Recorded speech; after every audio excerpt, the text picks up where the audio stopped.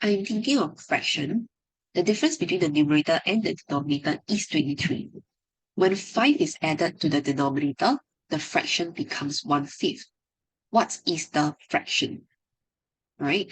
So looking at this question, right, some of you might be thinking that, okay, I think your focus may be on this sentence first.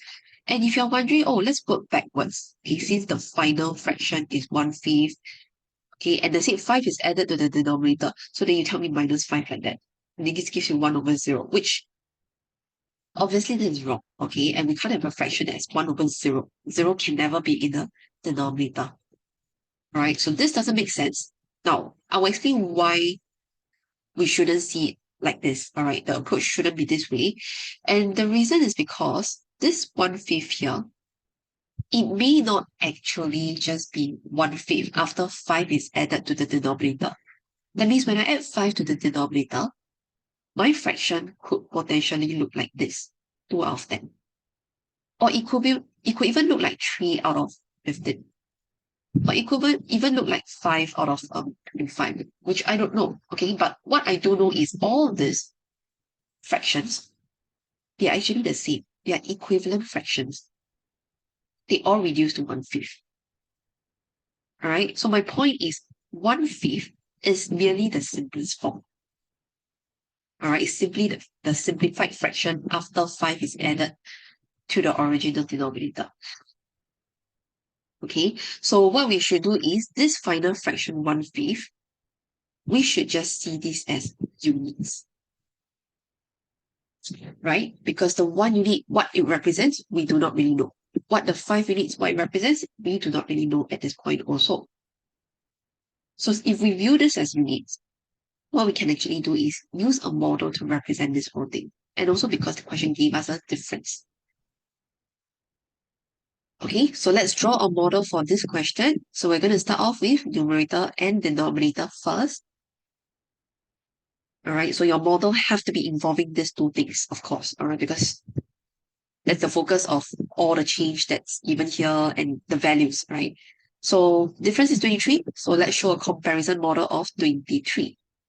So the denominator is larger by 23. Now, when 5 is added to the denominator, so I'm going to add 5 to the denominator using dotted lines. And you notice, of course, the denominator model becomes bigger. Is there any change in the numerator? No. The question did not say I add numbers to the numerator. Alright, so the fraction now becomes 1/5, which means now the new numerator is 1 unit worth. The new denominator is 5 units worth. So we're going to label that now. This whole thing is now 5u, including this part that you have newly added. And this part, numerator, is your 1. Now you realize from here it's a lot easier to solve, okay? The moment you can understand this, you draw your model with the labelings of 5u and 1u clearly, you should observe that this part to this part, all right? So this portion here is 4 units. Okay, so we're going to find the value of this 4 units because 5 minus 1, so this 4u. So 4 units is actually made up of your 23 and 5. So 23 plus 5. Of course, we find 1 unit, which is also the numerator now. Okay, so now I know 1 unit is 7. All right, so this will be a 7.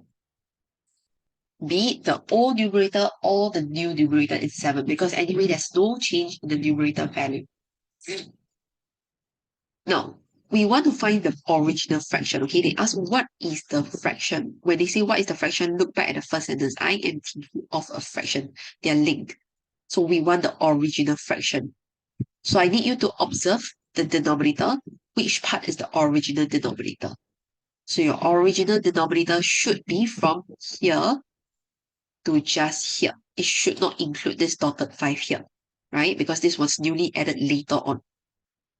Since we know this is 7, simply original denominator is the purple part, 23 plus 7. And there you go. You have your numerator and denominator. That's your fraction.